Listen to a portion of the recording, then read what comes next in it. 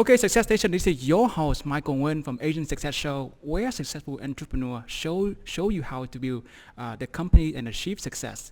I'm so thrilled to introduce my guest today, Vinay Pithankar. He's a CEO of Process.st, a productivity tool for process-driven teams, and to help business streamline the operation from creating standard operation procedures and to checklists. And today he's going to share his story on how he quit his 140,000 job to, pursue his dream of being entrepreneurs. And Vinay, welcome to the show.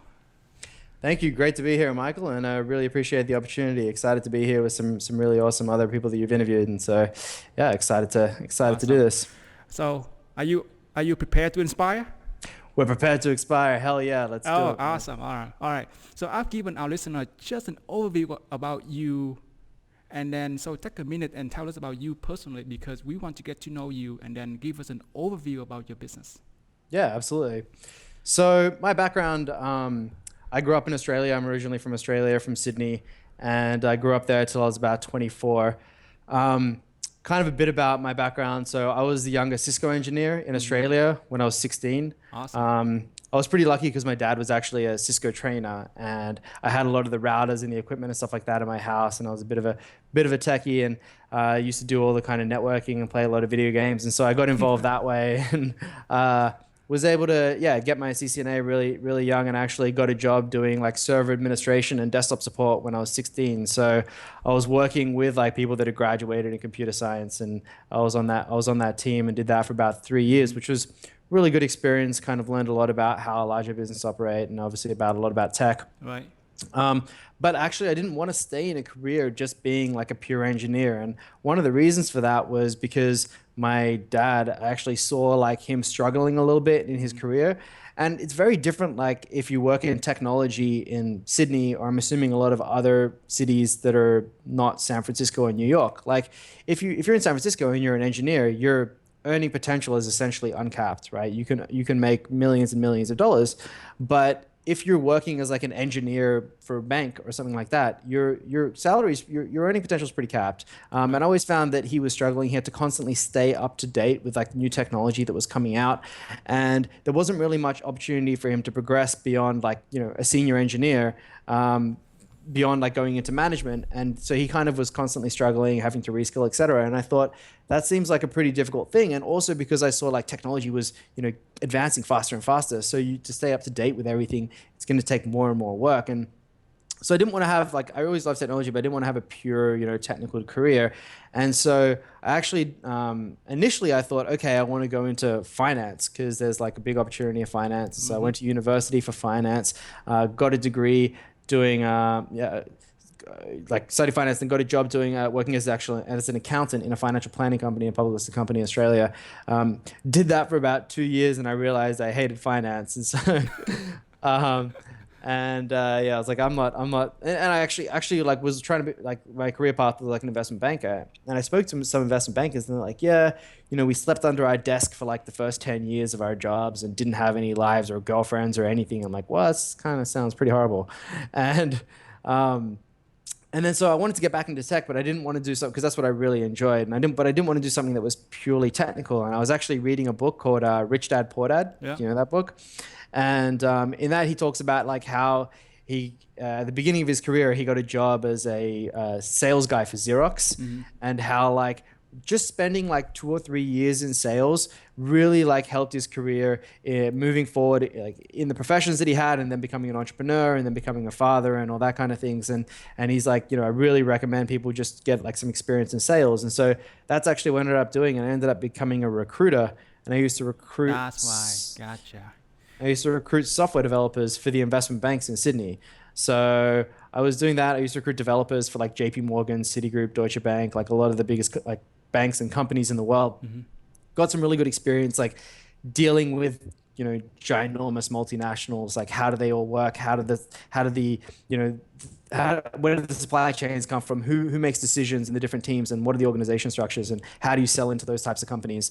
And so got a lot of experience from that. Also was able to build like this really nice niche in the Sydney market, where I basically recruited for the algorithmic trading platforms, the quant systems, these like really complex like financial trading platforms that most recruiters didn't want to work on because they have a background in sales, not in IT or in finance, in which I had backgrounds in both. Hold on. And I'll ask you, you know, those juicy details, I'll ask you later on from the interview. Yeah, I mean, there's so sure, much thing to share, dude. yeah, All right. absolutely. What is the number one quote that you live by and you want to share with your with the audience and how you live your day to day or journey by that quote? Stay hungry, staying foolish. That's Stay one I want us hungry, to live staying by. foolish.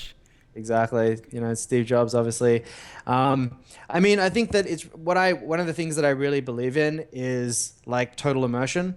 And so I believe that if you want to do something really, really well, it's better to carve out like 3 years of your life or whatever that period is, depending on the project that you're undertaking, 5 years, 10 years, 3 months, and really like focus on doing that than trying to just, work 40 hours a week and go home and then kind of do something else on the side. Like you're even if you spend 40 hours a week for 6 years doing something, you're going to get a lower result than if you spend 80 hours a week for 3 years doing that same thing. Because Right, like gotcha. the total immersion allows you to accomplish so much more, so much faster. And obviously it also helps you beat your competition as well, which may not be putting in that same work. Elon Musk talks about this a lot as well. But I think like that total immersion and that like stay hungry and then almost stay foolish. It's like not, maybe it's not like what most people conventionally would say that's the wisest thing to do is to just, completely dedicate your thing to one thing at a time. But I've found that I've been able to kind of get these large stepping stones in my life and career by really focusing on one thing for a period of time and then kind of stepping back. And we didn't talk about some of the other companies that I've run, but basically the two companies that I've run before this, they're both like location independent. So I ran an e-commerce store and a lead generation company. And both of those, I was able to live wherever I wanted. I had very flexible schedules where at any point I could take a month holiday or a 2-week holiday and just pick up and go wherever I wanted. Even though I was working really hard, like the times that I'd work, I'd stop and I'd put in, especially at the beginning of the company, you put in, 6 or 12 months, where basically that's nothing else you do. But doing that allows you to generate more freedom and flexibility in the future. Whereas putting in like that mediocre amount of work, not mediocre, but just normal, like 40 hours a week, okay, you get like some salary, but you don't get much freedom or flexibility out of that, right? Gotcha. I'm really fascinating about the story that when you're really young, you made very good money, $140,000. That's really good money. I'm not sure maybe that in Australian dollars, but that's still a lot of money. It's six Yeah, figures, man. it's basically the same in US, yeah. Yeah. So I wonder how you can, I guess, what was your typical day like before you decided, hey, I want to jump from full-time job to maybe your first company, which is maybe like you mentioned a lead gen company, right? My first company was an e-commerce store, E-commerce, actually. okay. So Yeah, what yeah. was your typical day like before you decided you want to start a company? So I was a recruiter. I basically used to work 8 to 8, something like that. So, um, I mean, one of the pluses about being a recruiter is that you actually can't really do any work on the weekend because your job is generally selling to enterprises, Right. and nobody works on the weekends. And so Hmm. it is kind of nice that you have like these forced breaks, because if I didn't have those breaks, I'd probably keep working through the weekends as well, because it's a very heavy commission job. Like on 140,000, I'm only making 50,000 as the base salary and 90,000 is in commission, right? So Wow. that's very much based on like how hard you work and how successful you are. And so you can always do more work, right? You can always make more phone calls or send more emails um, and so, but that was pretty much my day. It was 8 to 8. How you feel about it? And Do you feel that you get bored or something, or you want more work because the system doesn't allow you to grow more? yeah, the main problem was flexibility, right? There's no flexibility in that schedule. Like you can't take time off. There's nothing running passively. I mean, you can take time off after you've hit your quotas, right? And then you can do whatever you want. That's like one of the cool things about being a sales guy. If you're hitting your numbers, you can do whatever you want. If you're not hitting your numbers, you stay in the office all day and all night until you hit numbers or you're fired, right? Like it's pretty binary as a job that way. But there's still no flexibility. Like, even though you can take holidays, like they're not just going to let you go away for a period of time and come back, for 3 months or whatever. Also, your pipeline gets hit, right? Because all that work is generated by you. You don't have systems, you don't have Got everything you employees do by like yourself. doing things for you. As soon as you take your foot off the pedal, your pipeline slowly closes out Bigger and becomes dries and then nothing, get no and income on that. then you got to go back and start again. Yeah, exactly. And so it's not self-sustaining, and also you can't really grow, right? Like, you can move into in a management job or whatever, but unless you're actually starting your own company, you still have these problems of being able to scale beyond a certain point, because like it's all based on your individual work. You can't hire people and scale out that way yourself. And so that was also the other problem. But the main thing was I wanted basically, when I was, because I was still young then, I was 23 turning 24, and I wanted, while I was very ambitious with my career, I still wanted, there was a lot of things that I wanted to do, and long-term travel was one of those things. And I basically got to the point where I'd made, 140K and in that year, and I had some good money, and actually had bought a house. I just bought some land and like built a house on it, Here you and go. had a little bit of money in the bank. And then also I had like a good kind of employment track record, so that at any point, if I wanted to come back in and get a job as a recruiter in Sydney, I had many options, and I could come in and into another six-figure job. So I kind of felt like I'd set up a nice base.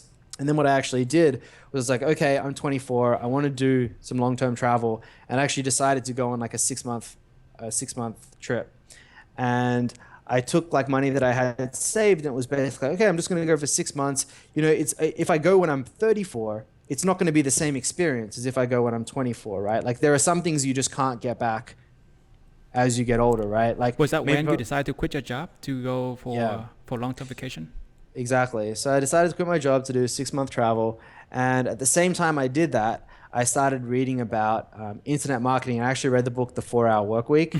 And then through that, I was like, he started talking about how he made money and was able to travel at the same time. And I was like, whoa, I can make money and travel at the same time. Right, right. And not like, oh, I can teach English in some country and make, 20 grand a year and live in Thailand, but like I can make real money, right? Like I can actually make, six figures doing an internet company instead of working in my own job. But the difference is that I can travel. And so I basically took that same 6 month period, started doing some work in lead up for about 2 or 3 months before I actually left, figured out a product that I wanted to sell and built like an initial base, and then basically started this e-commerce store.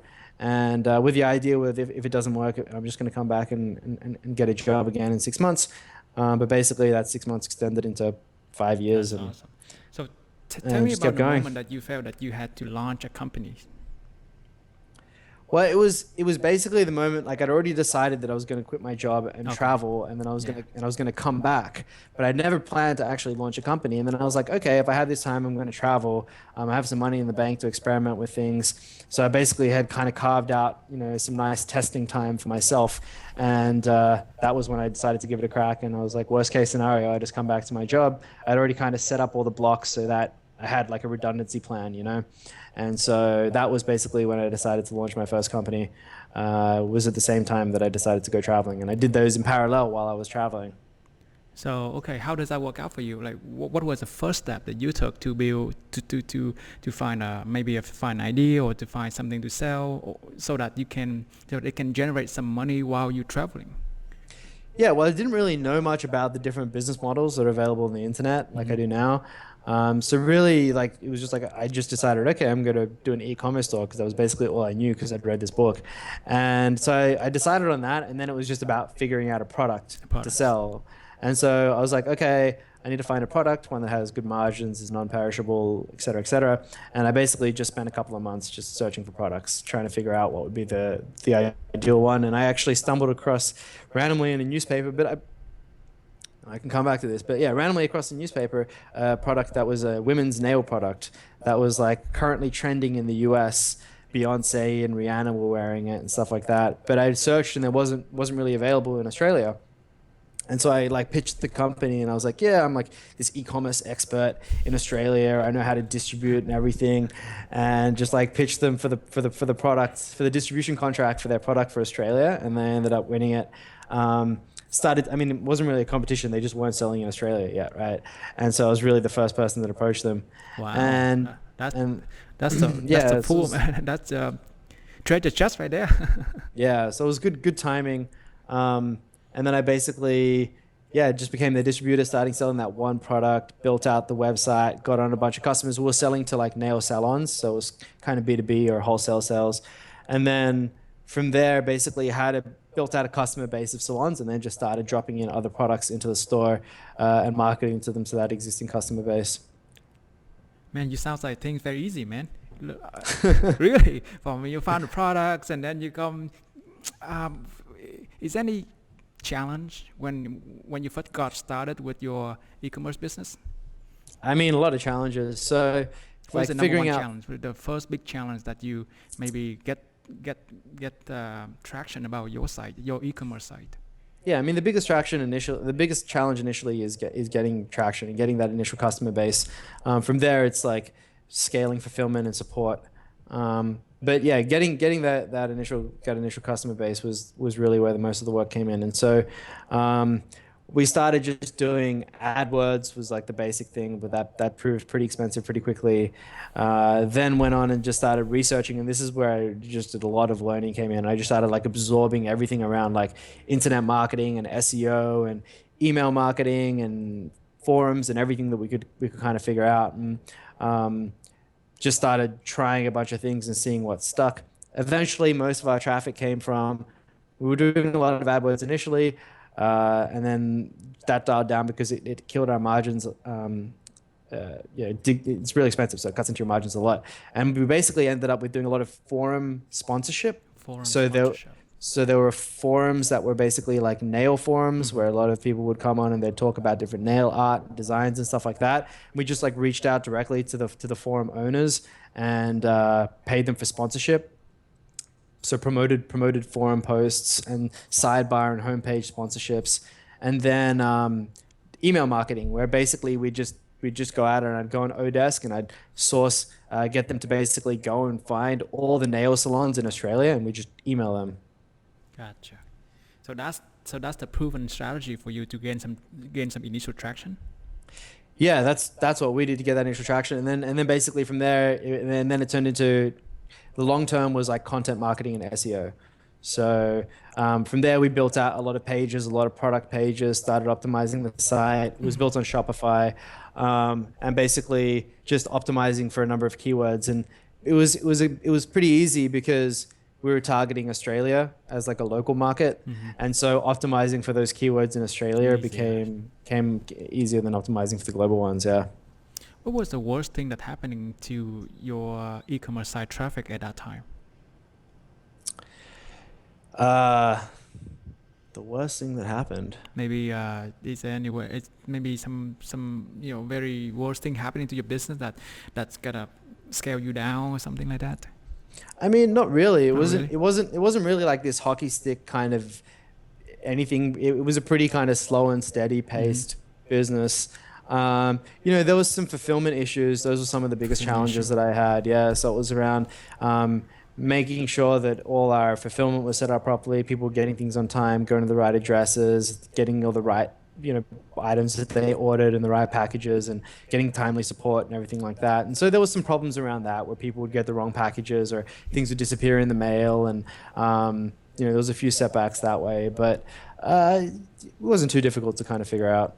Interesting. So while you are growing your e-commerce site, do you ever run out of your personal fund so that you can continue for the e-commerce, or how do you feel about it? I ran out of money twice. So, the first time was probably about 2 years in. So I ran the e-commerce store for a year and a half, and then I sold it. And I sold it to some like executive's wife in Australia. He wanted a company for his wife to run, and I sold it on Flipper. And then I took the money from that and used it to basically launch my next company, which was a lead gen company. And actually what I did is on the side, I started doing some blogging and things like that. And at that point, I was like very interested in location independent businesses. So things that did, and I actually was, the fulfillment was like it was one of the things that frustrated me the most about the e-commerce store. So I was actually just looking at things that were purely digital, right? So affiliate marketing, lead generation, info products, that kind of stuff. Things that didn't have any fulfillment and physical requirements, because at that point I was like permanently traveling. And so things that required me to be in a specific place to look after were annoying for me. And so I actually just started going to conferences. I went to like Affiliate Summit and Blogger World, which is now like New Media Expo, and LeadsCon. And I started going to a lot of these conferences, and this is where I actually learned about a lot of like the different business models that existed in the online. I'd already kind of cut my teeth in SEO and email marketing and AdWords, and so I had a little bit of experience there. But this kind of opened me up into all these different business models that exist, like financial lead gen for auto insurance leads. Like no normal person is really going to know that's really a business, right? But it's a huge business.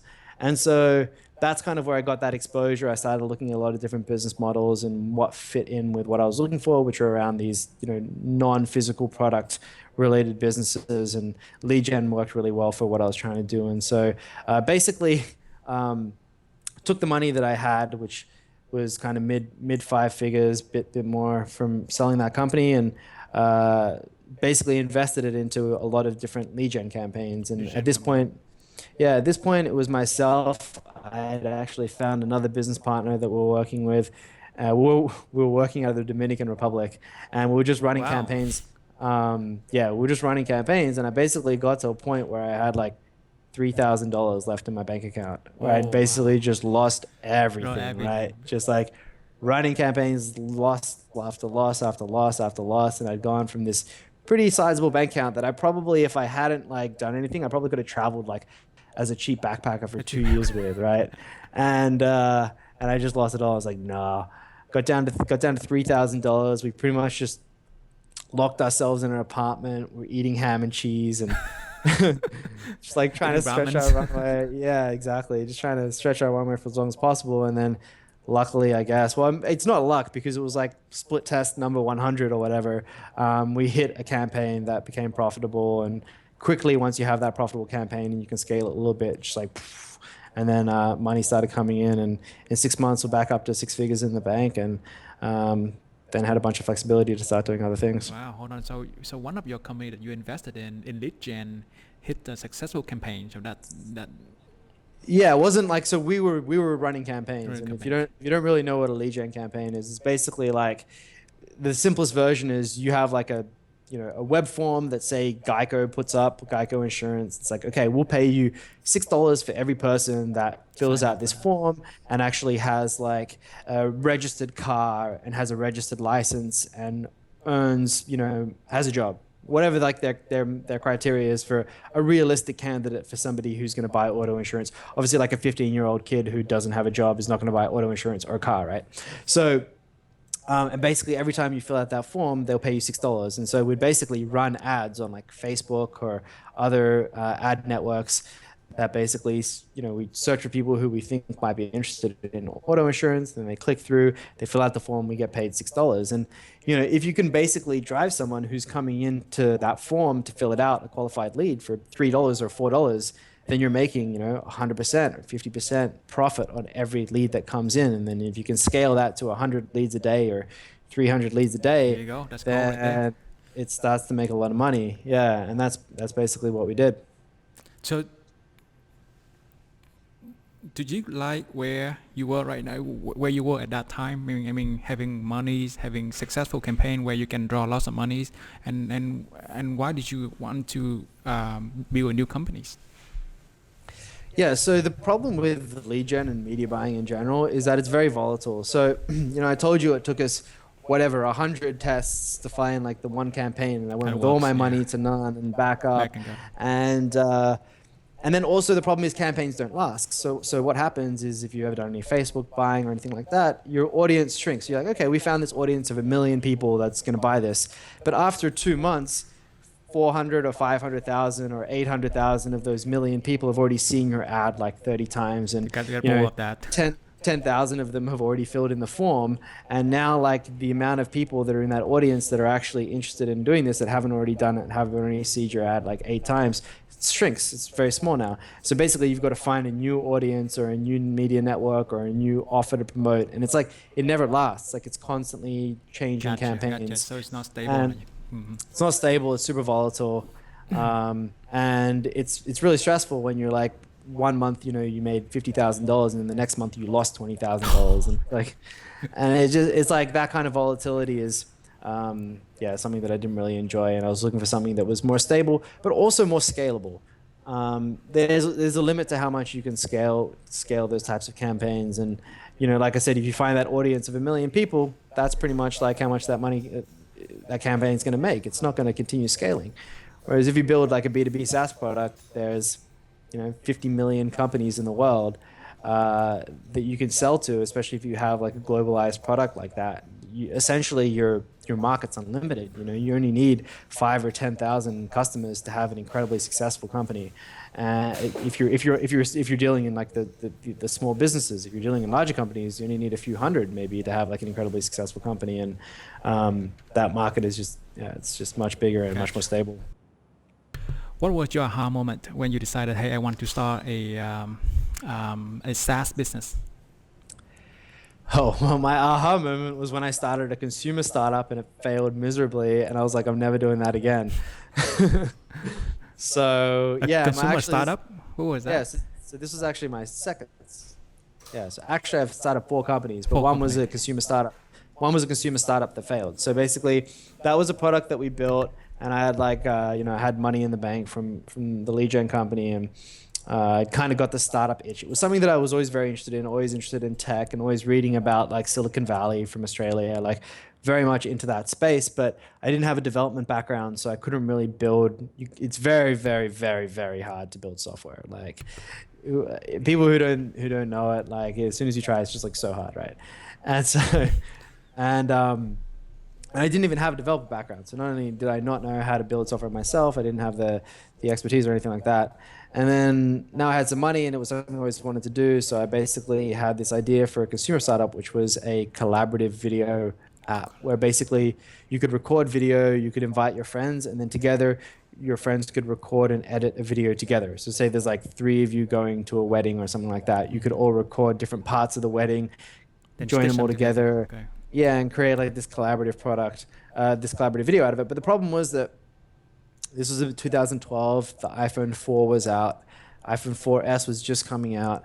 And the product that we created, basically, if you want to collaborate on a video, it requires all devices to have all the snips of all the videos. And then if there's a change in a video, it like requires like a lot of uploading and downloading a video, because video is really large, and you can't view what somebody else edited, like what the edits were made by somebody else, without like having all that video content.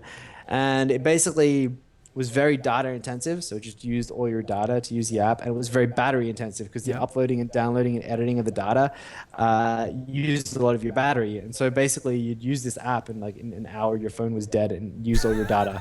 and so no one really wanted to use it, understandably. So at what point you decided, hey, that's it, I have enough, let's move on to do something else? It was basically we built an MVP. We didn't get the engagement we wanted. We did some promotion. People would test it out, and they wouldn't stick as users. And that's like an incredibly important metric when you're looking at building software. It's like, how engaged are people, especially in the very early days. Because if you can get a few people engaged, a small audience of 10 or 100 people, then arguably you can find a larger audience. But as long as that audience is engaged, then you just need to find more people like that. But we couldn't find that like core audience. We had a lot of like iteration that we needed to do on the product, but that was going to cost hundreds of thousands of dollars.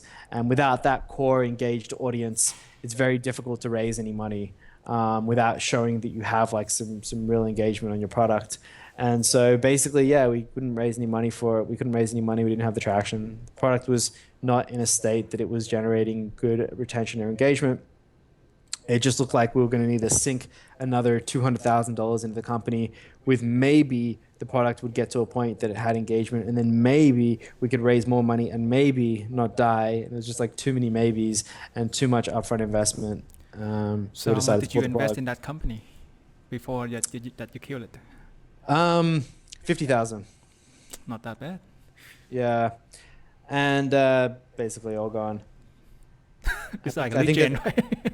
yeah, exactly. It's I mean, the same thing. And so basically, that was the point where I was like, okay. And the problem with that is there's no clear if you're doing a consumer product like that.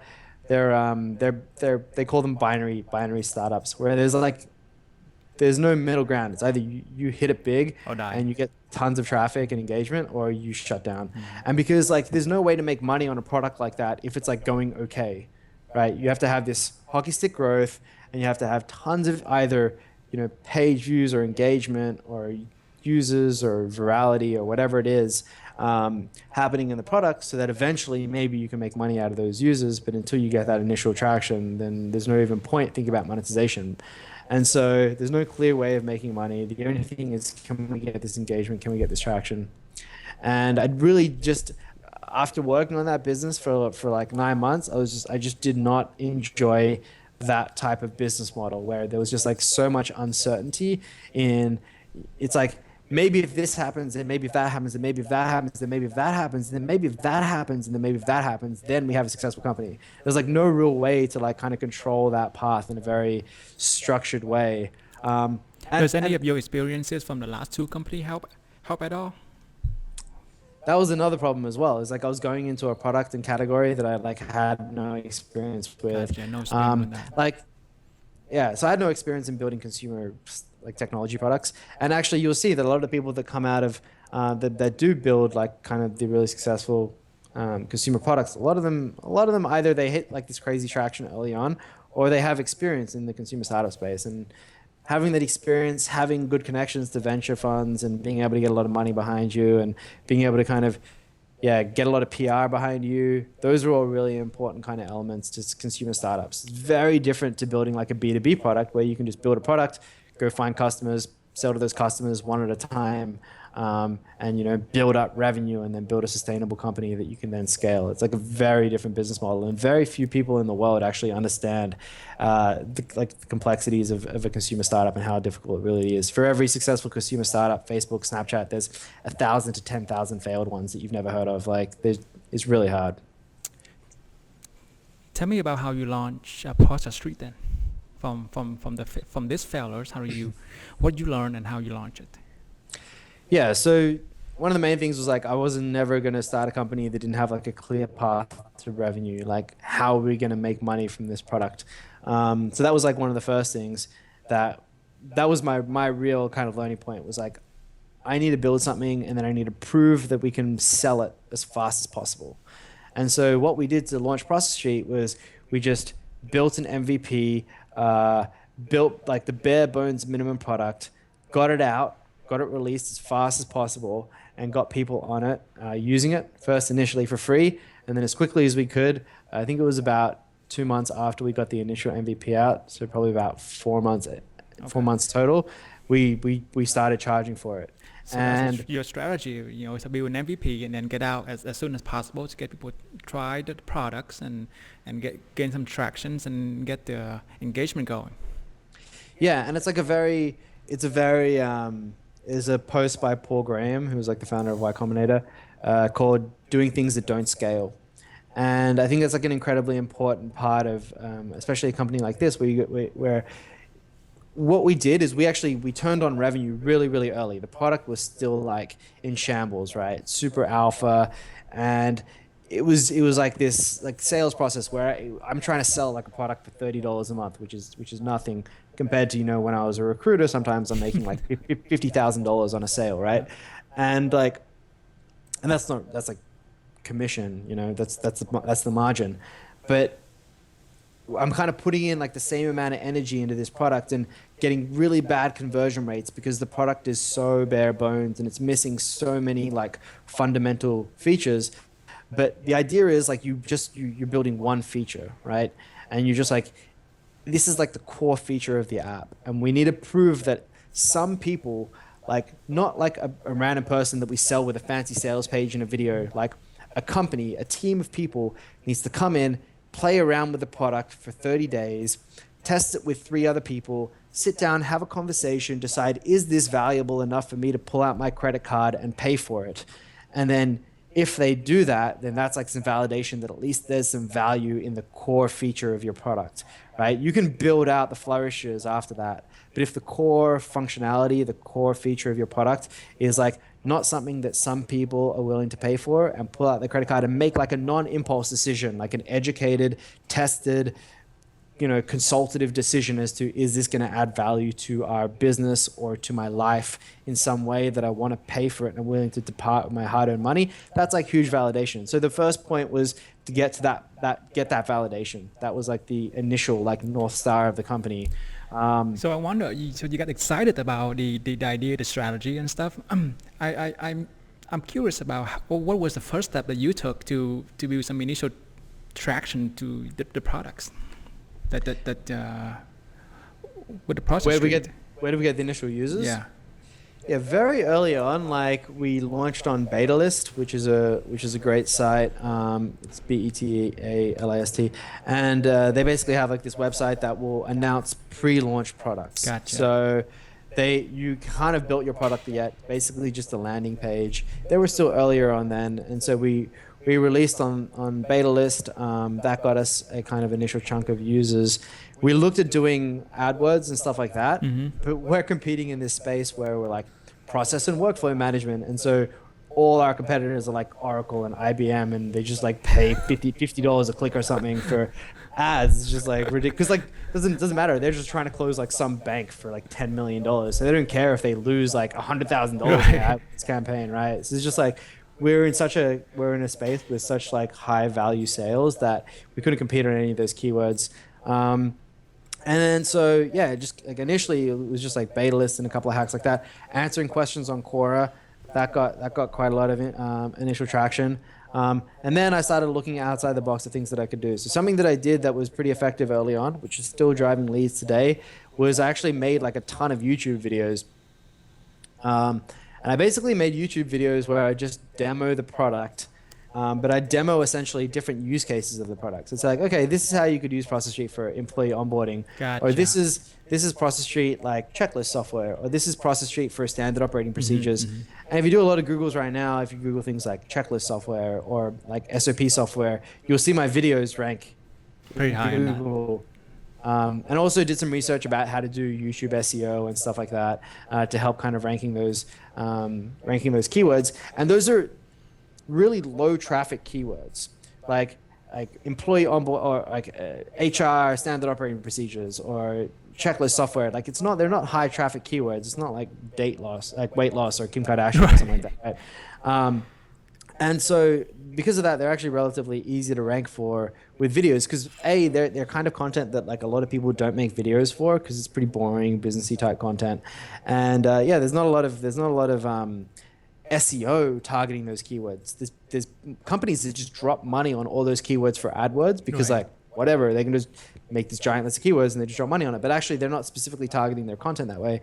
YouTube videos rank really high. It's a Google property. And so that actually helped us drive a lot of really targeted traffic. Although it wasn't high volume, it was high targeted, and those people were really receptive when I got them on the phone and did demos and tried to convert them on the product. And so it was a very aggressive hands-on sales process for the product in the initial stages. And that was because like the product was so raw that we hadn't built all the functionality in the product to basically help people organically figure out how it worked. The UX was really immature, and it just required doing a lot of things that didn't scale at that point. But it's more important, I think, for us to get that validation earlier to make a decision as to do we continue down this path or not, than to try and build things at scale initially that maybe, if we built all those things and then we'd figure out, oh, actually these customers aren't sticking, or actually these customers don't want to pay for this product.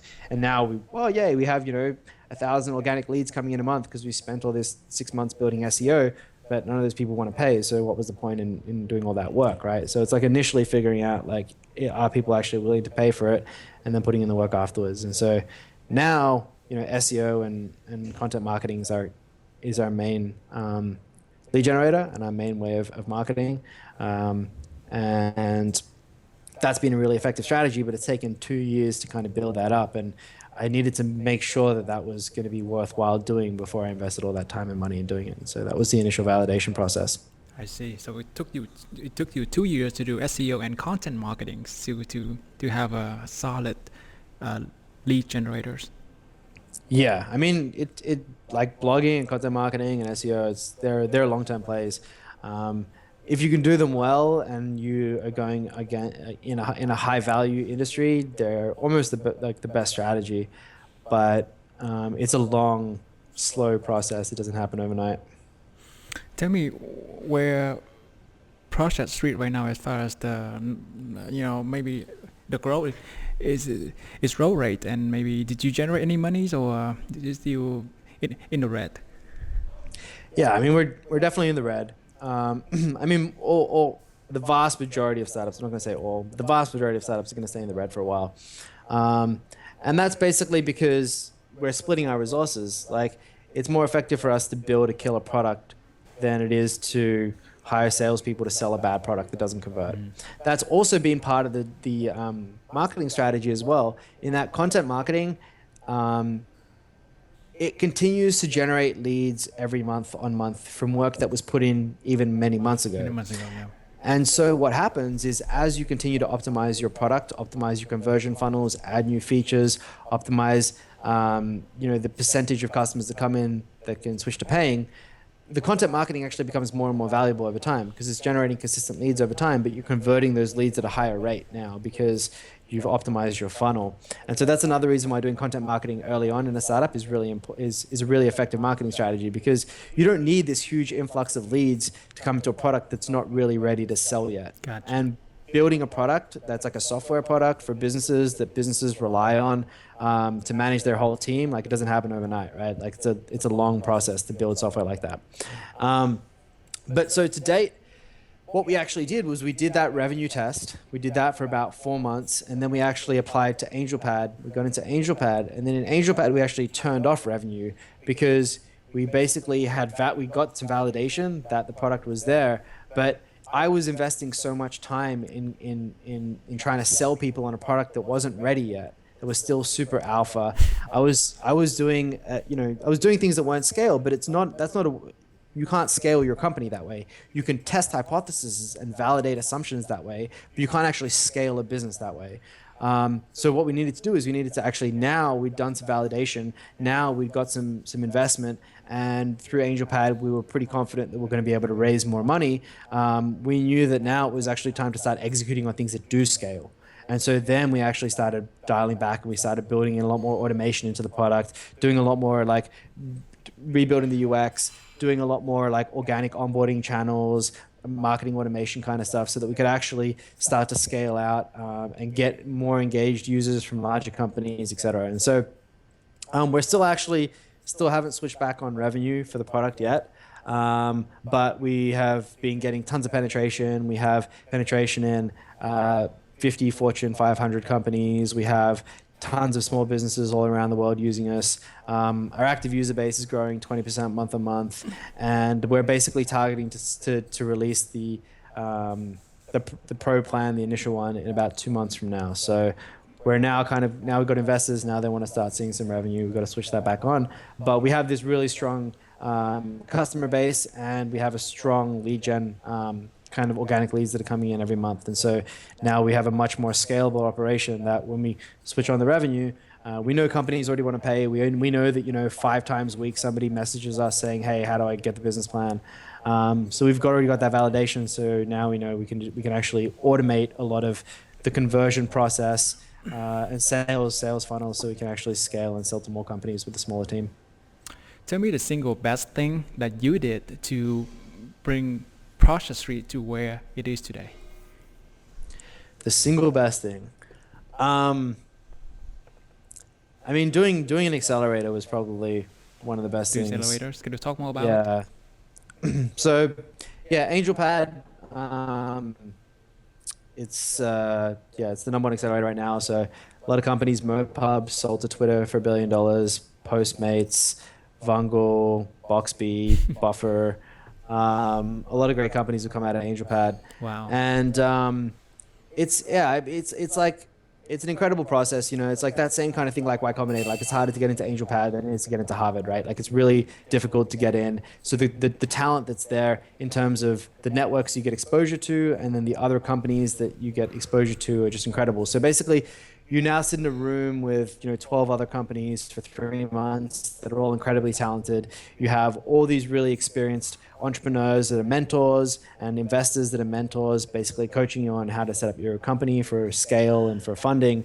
And then you have access to the entire like alum network, which are basically all the past companies that have gone through AngelPad that are now all or a lot of very like large successful companies. And so basically just tapping into that mind share and just getting all this feedback on your product and getting connections into all these places that you might not get connections into otherwise, allowing you to build larger partnerships and things like we just got featured on the Yammer App Store, and that's like huge. Yammer has 300,000 enterprise clients. We're just getting, Wow, that's awesome. we're just getting like Fortune 500 companies coming in like daily now because of that. And like getting those connections and networks and really, really can kind of help you go to the next level. And because I'm not from Silicon Valley or New York, I don't have like a big network into San Francisco and Silicon Valley. Maybe if I'd worked at Google for 5 years, maybe I wouldn't need that accelerator. But because this was like my portal into this huge like mind share of knowledge of these incredibly successful people that had done it all before, and were connected to people who did it before, and were connected to people that could with one email get us Tons of leads and so 500 enterprise customers. Like it's like crazy, like those connections, what they can do for you. And just like the slight variances, like you sit down with one person like, oh yeah, maybe you should focus more on like enterprise workflows versus SMB checklists, and it's like, oh, that just changes your whole pitch completely. And yeah, really getting that insight of people who have done it before and are connected. The reason why you can get into the angel pad was all the work that you did before, all the SEO and content marketing, right? The reason that we got into AngelPad is because we had a product that companies were paying for. That's right. So all the work that I did before was getting to that point of traction and validating our hypothesis, right? Mm-hmm. So it was validating that companies, this is the main hypothesis, companies are going to test this product for 30 days, talk to their team, and then make a decision as to this is something that we find valuable enough to pull out our credit card for and pay.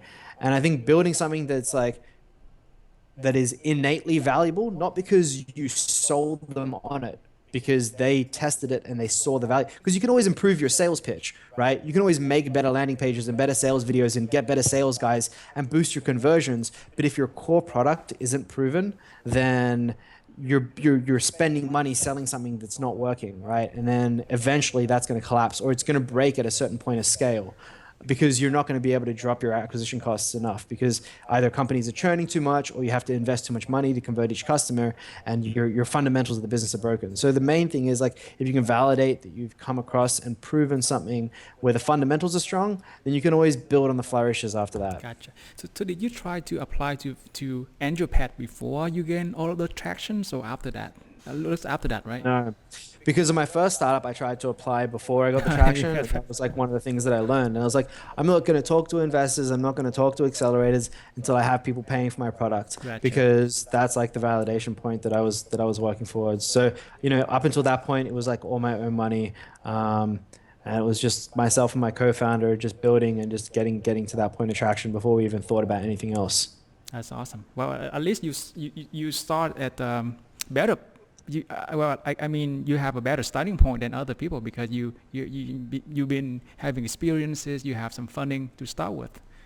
Yeah, so I mean, the cash in the bank was huge, right? Like having my own money in the bank that I could spend, mm-hmm. and then also though having the comfort, like also understanding, like say lead generation. So knowing that even if I ran out of most of my money, I could probably go back and hustle and get a little bit more money. So that was really huge. A lot of people don't have that starting point.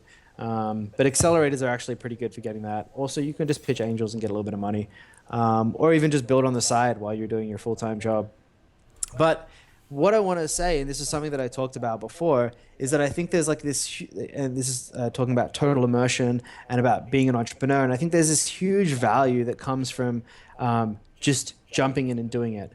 Like once you start a company and you start working on acquiring customers, and you build out systems, and you have employees, and you have a customer base, and you have revenue, it becomes a lot easier for you to actually execute on other ideas. Like when I was running my lead gen company, I still actually ran that for the first 4 or 5 months that we were basically up until AngelPad. It was still, I was basically running both companies in parallel. And that gave me the flexibility to not like I had, I knew about internet marketing. I had employees that could help me do stuff. We had like email lists that we could email and use to get more customers, and all these kinds of things were basically building. They're built on each other to help you start things. And what happens is when you get into that momentum where you're running one product, you start seeing other opportunities that you wouldn't see if you're still in your job. Right? You don't know that this is an opportunity that you can capitalize on, and because you're not like in the zone, like experiencing it day in day out, you don't see those opportunities, and also you're not in a place to be able to execute on those opportunities. Because like when you're running your own company, you can allocate some resources, allocate this person to work on that, run this test on the side, and I'm only going to run my company 4 days a week for the next month as we test this other revenue stream or this other product or this other angle. Whereas you don't have the infrastructure set up to be able to do that when you're an employee. And so what I feel, and this is like a big thing that Richard Branson talks about, it's like the number one rule in business is survival. Like even if you're not making a profit, as long as you're surviving, that's another cool quote. That's a Richard Branson quote. But like as long as you're surviving, you're constantly but you're running a business. You're not just surviving in a job. Even if you're running break even, you're exposing yourself to all these new opportunities every day, and you have the infrastructure in place to be able to actually execute on them. You have staff. You can pivot your idea or shift your focus or make a purchase here and sell it to your customer base there, and you can execute all these things that just are not possible before. And I think that's like a big thing where people get stuck in. They like try to make a business to make profit initially, and I think that's probably the wrong way about it. It's start a business to survive and get your infrastructure set up, and opportunities will come to you because now you can actually see them and execute on them. And I think that's like a huge thing that people miss. So your mantra is just to start a business to survive first, and then that's when you see all the opportunities, and then you can get more experience, build infrastructure, and then grow. You can tweak your funnels, and you can tweak your processes, and you can build your processes, and you can systemize everything. That's where Process.st comes in, obviously. But that's like there are all these ways that you can do to optimize, reduce costs, increase efficiency, increase revenue, bring in new products, shift your focus. You can do all these things, but you can only do them while you're while you're running the race. You can't do them before you started. And Absolutely. so actually getting in and jumping in and doing that. And also as you're surviving, you're gaining experience, right? You're gaining knowledge, you're upskilling, you're building connections. All this stuff happens while you're running. So I think like starting was the biggest kind of thing for me. And from there, the opportunities just opened up. What was the best part of having Process.st to where it is today, where you have exposed to many B2B clients, or you have the base or the customer base loading up for you? What was the best part about it? I mean, there's been a lot of great things. We have there's like we have entire companies that run on Process.st. We employ a number of people, and so it's really awesome to be able to support people and help them contribute to our vision, and obviously help support their families and their lives. And also we have a bunch of great investors and a number of mentors, etc., that we've been able to meet and kind of get into build partnerships with really cool companies like Microsoft and stuff like that. And so there's been a lot of great things that have happened from a lot of sides. Our customers, our team, and our investors and mentors and partners. And so just being in the middle of all that is really exciting. That's awesome. All right.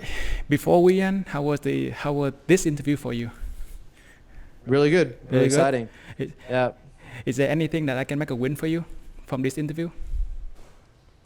No, I'm just excited to kind of be part of your audience, excited to help contribute and hopefully inspire some other people to just do it.